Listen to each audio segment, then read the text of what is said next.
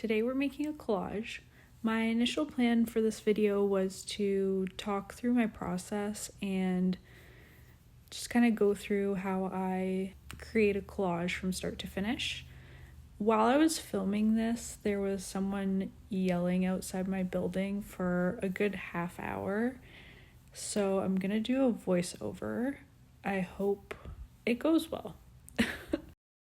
So this is the sketch for the piece that I had drawn in my sketchbook, and so in the top left corner is kind of an overview of the whole image. I wanted to do like a woodland scene with mushrooms and flowers kind of nestled along tree roots.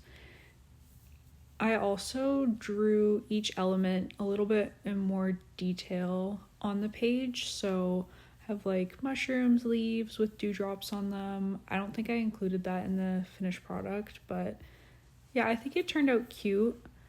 The first step was to create the sky because I wanted that kind of towards the back of the image. And so these papers are all painted with acrylic and acrylic gouache paint by Holbein. I try to add lots of texture into the painted papers as I'm making them. And as you can see, I have a bit of color variation. So there's like a periwinkle kind of color, more regular blue, and then more tealish kind of shades. I really like that combination in my collages lately. I think it just adds a lot of visual interest to something that would be like a background. Now I'm picking out some green papers. I had made these like bigger sheets that are supposed to resemble grass, and I think those turned out really fun. Something to keep in mind when I'm collaging is you kind of have to work from back to front. So if you want like layered images, you kind of have to like think differently about the image, I guess. So as you can see, I have the sky at the very back because I want to layer everything on top of that. So I'm cutting out pieces of grass, and when I cut out these pieces, I try to create a lot of variation between the heights of the blades of grass. At this point, I realized that I wanted the stems of the flowers behind those grass tufts. So I'm cutting out some daffodils. So I have the petals first, and then daffodils kind of have like a trumpet shaped center. So this piece that I'm cutting out right now is a circle, and then I did kind of a scalloped edge. And then I'm layering that with another yellow piece. And I did the same for both of them. I think now I'm cutting out the stems. Oh no, we're cutting out more grass. A lot of this is just grass. I think I was trying to figure out my grass pieces so then I could create the stems and start layering them. When I'm cutting grass, I'll hold the paper at the end and just cut into it and create kind of like long triangles. And I try to vary this as much as I can and just make it look like it has a lot of movement and like maybe the wind is blowing through the grass a little bit. So now I'm cutting out the stems. This one's like curved, and then starting to glue. When I'm gluing, I always have like a notepad I don't care about, and I use that as like a backing when I'm gluing my pieces so that I don't get glue all over the place. The glue I'm using for this collage is Mod Podge Matte, and I just put that into a plastic palette and I paint it onto the back of my pieces.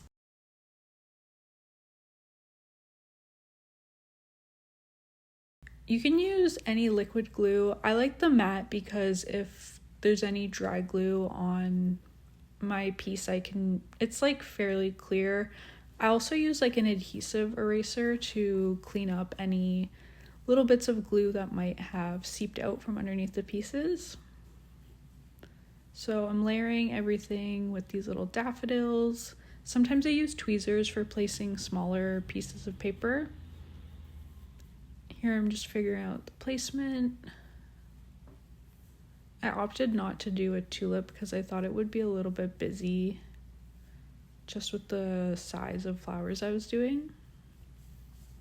I'm hoping the audio is okay. I'm currently sitting underneath a blanket because I don't want the echo to be audible in my living room that I'm currently sitting in. Yeah, so we're still working on grass. I did this like long strip to cover that edge of the blue. And then I'm going to take like a bigger piece of this green to fill in the area. This is a pretty big section that I'm filling with grass, so I'm using like larger strips of the paper as like a background, and then I'm cutting out tufts of grass to layer over it so that it looks like there's individual blades of grass. And as I'm putting it together, I'll just like set some things down, glue down other things depending on how it's coming along. It's all very like off the cuff. Like I'm not planning out individual pieces. I'm just looking at my sketch to kind of reference how I want everything laid out. But as I'm putting together the pieces, it is pretty intuitive. I don't plan out a lot of this part of the process. Now I'm trying to figure out, I only had like one piece of this brown and I really liked it for the tree trunk, so I'm trying to see how I can stretch that so that I can get two trees, one on either side, and just filling in a little bit more of the sky because there was a gap between that and the tree. What I did to I guess stretch this piece of paper was I had another sheet of brown paper, and so I used that for like the lower portion of the tree trunk and the roots of the tree that are kind of like sitting above the ground.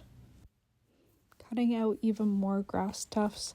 I think at this point I wanted to have some ready so that I wasn't like cutting out each grass tuft every time I needed one.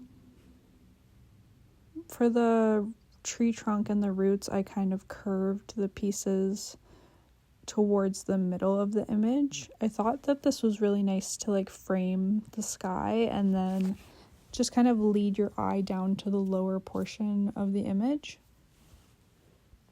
Putting together a collage of this size is a lot of back and forth, and when it's an image that is more representative of like a scene, it's a lot of like making sure that everything's layered properly, cutting out pieces, trying to see how they're gonna fit together. I do a lot of collages that are inspired by textiles and like folk art, so for those it's a bit more straightforward of where the pieces are gonna go. There's less layering, but when I'm creating a scene that has a bit of depth, I kind of have to go back and forth between cutting out pieces, layering, testing things out. If that makes sense, I hope that makes sense. But yeah, so I'm just still filling in this grassy section. I'm trying to vary these two different papers that I made just to, again, create visual interest. Also alternating the direction of the paint strokes. So as you can see, I have some going up, some going to the side. And then I'm creating a mushroom right now. Depending on the element in the image, sometimes I'll glue it directly onto the piece like I did with the daffodil. But with the mushroom, I'm gluing the whole thing together so that I can move it around and see where I want it to go along with other elements. I think in total I made 3 mushrooms, 2 of these red ones, and then there's an orange one as well. Again, I'm using tweezers for all these little pieces. It's super helpful because sometimes your fingers are covered in glue, and just for placing little details, the tweezers really come in handy. I'm cutting out another type of mushroom from this orange paper that I really like. It's kind of got like a scalloped bottom and then think I ended up cutting out some little black circles to go onto that in the end. This brown piece is going to represent the underground element. I wanted to have like dirt at the bottom of the image. This is something I want to explore in another collage. I think it would be cool to have like roots and maybe worms and stuff at the bottom of the image. So I might make something like this again. I ended up making this piece in one sitting. I think because I was filming, I just wanted to get it done all in one go. I haven't really been doing that with my collages recently. I'll usually fill in the background on one day and then add everything else the next day. This is something I've been thinking about with art a lot lately. In the past, like, I did a lot of painting, and typically I would finish a painting in one session, maybe like a couple of sessions in the same day. I guess the way that I was painting, I really appreciated having a lot of movement in my pieces, and I never really want anything to look overdone, if that makes sense. But with collage, I find it's a bit different. It's a lot of prep with painting the papers. I honestly kind of get a little bit lazy with painting them. I'm trying to spend more time to make interesting textures so that I'm not painting things while I'm trying to glue everything down. But even with my sketchbook, I'm trying to work in it in a different way than I have in the past. So recently I've been working in my sketchbook where I'll draw a little bit on one spread, and then if I have a different idea, I'll move on to a different page, and then I'll revisit the older pages. If there's blank areas, I'll slowly add to them rather than trying to finish it all in one session. And I found this really helpful. Like, I feel like my sketchbooks have been a lot more interesting, to me at least, than if I force myself to do a whole spread in one session. I think when you put that pressure on yourself, you're just trying to fill a page. And when I do the approach of revisiting pages, it gives me time to think about things differently or gather inspiration, and I'll think, oh my gosh, that would look perfect alongside what I already drew. And so, yeah, I think that's been really helpful for me. And with collages, I'm kind of forced to slow down and consider what I'm doing a little bit more. I don't know, just everyone works so differently. And even for myself, different points in my life, I've worked like vastly differently than I am currently. Another thing that I've been thinking about is how all the different like types of art that I've made really have led up to what I'm doing currently. A lot of my artistic life I've been painting, and I also have done a lot of like illustration and drawing. But in, I guess, 2024, I was exploring a few different mediums. So I've always really liked textiles, and I've always like done sewing and embroidery. But in 2024, I started making like felt applique pieces. And I think that really carried through into my collages. Cutting out shapes and just thinking about things a little bit differently definitely impacted the collages I'm making now. I also did some digital illustration in 2024, and that was really fun. It was very freeing. I have always really liked traditional art, but there's something about digital that kind of opens your mind to the possibilities of where you can go with a piece. But yeah, all that to say is I think there's a lot of pressure on artists to do one thing, stick to one thing, have a niche. But what I've realized recently is that all those weird tangents you've gone on and things you've explored that seem really disconnected from what you want to be making or what you're known for, I guess. It's all connected and it all impacts each other. It all informs new ideas. So yeah, if there's something you're interested in, explore it. You don't have to do it forever, but if you do end up liking it, it's very valid that you decided to, I don't know, explore that idea. So yeah, don't be hard on yourself. Have fun. Do the weird stuff that you think other people won't care about, but I promise you they will. Yeah, so we're nearing the end. I decided to add a little bit more detail to the petals of the daffodils. I just cut a strip of the orange paper that I used for the center and put it in the middle of each petal.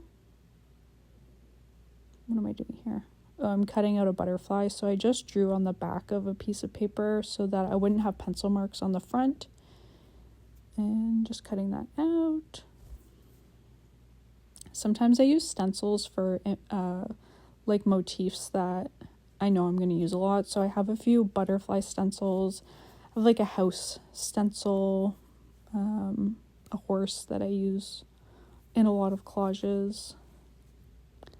And I think I'm cutting out sparkles here. You gotta have the sparkles. You can't not do the sparkles. I actually kind of tried to challenge myself to not put sparkles in every image I was making a little while ago, but I'm back on it. And I don't know why I decided to put the masking tape so far into the paper. Typically I use like a gummed watercolor pad, so that's like a watercolor pad where it's glued on all four sides so that the paper doesn't warp as much, but I ran out of that, so this is just like a random piece of watercolor paper I had. Anyway, that was a bit of a mess, but yeah, here I'm cleaning up all my scraps. I wish it was this quick in real life, but yeah, here's the finished image. Here's a couple detail shots. Yeah, thank you so much for watching. I hope you enjoyed this type of video. If you did, let me know. I can definitely do more process videos like this in the future. If you'd like to see more of my art, I post on Instagram more frequently. My username is the same there as it is here. All right, I'm going to sign off. Thanks again for watching, and hopefully I'll see you again. Have a good day. Bye.